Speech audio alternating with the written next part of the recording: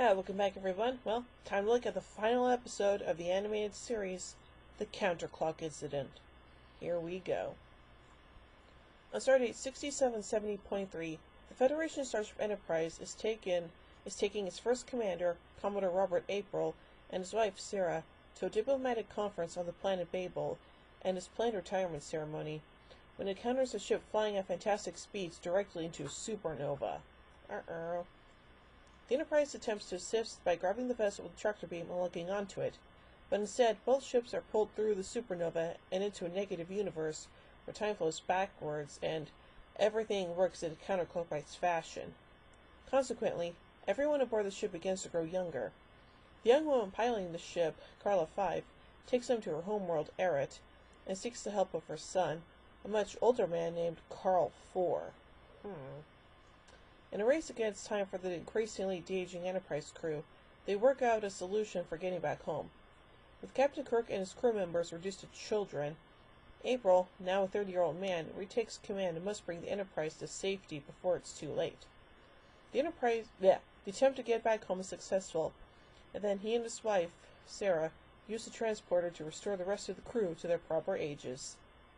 So, yeah, that's pretty much everything that went on the final episode. So, yeah, not a whole lot, but it's still pretty enjoyable. So, anyway, let's look at some stuff about the casting, novelization, and also commentary about this episode. Actress Majel Barrett, who commonly voiced Nurse Chapel, Communications Officer MRES, and the Enterprise computer, was given screen credit for this episode, but was not a part of it. Science fiction author Alan Dean Foster expanded this story under the title Star Trek Log 7, making it the first third of a full novel.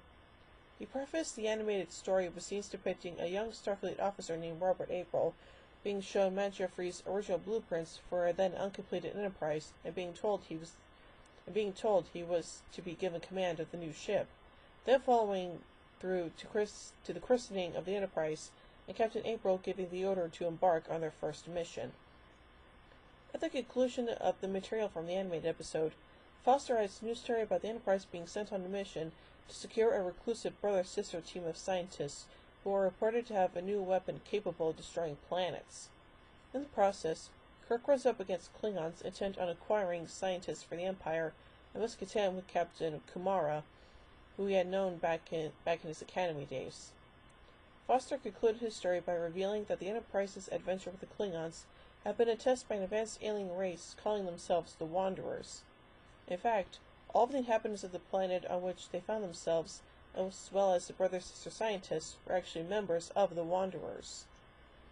Although the episode is based on a somewhat ludicrous premise, it, quote, works far better than it has a right to, thanks to its message of the elderly have a lot to teach us and can be productive members of society. Hence, the episode's positive message outweighs its flaws, and TAS's final show, quote, features the same wit and intelligence that characterized the animated missions throughout its 2-year run.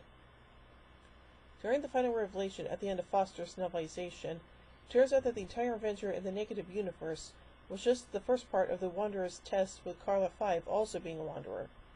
During this revelation, they discuss the illogical nature of the other universe, where a society would begin with all possible knowledge that they would have and then de-evolve, or how a person would be born as a senile old person in a grave and then die in its mother's womb. Yeah, it's kind of a lot to think about, huh? So, overall, I give The Counterclock Incident 4 warp cores out of 5. Well, thank you all so much for joining me on this look at Star Trek the Animated Series. Hope you all had a great time. So don't forget, next year I will be looking at Star Trek The Next Generation, my favorite of all the Star Trek shows.